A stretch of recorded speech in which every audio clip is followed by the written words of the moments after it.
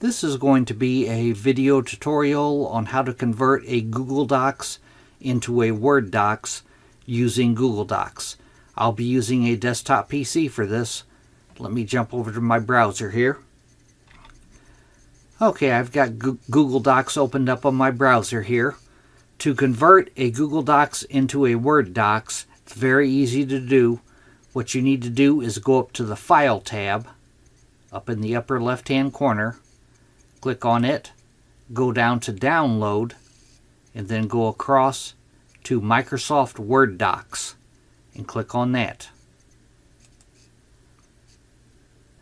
Now you save it to whatever file name you want to. I'm going to click on Save. And now I will open that in Word. Now it is a Word document.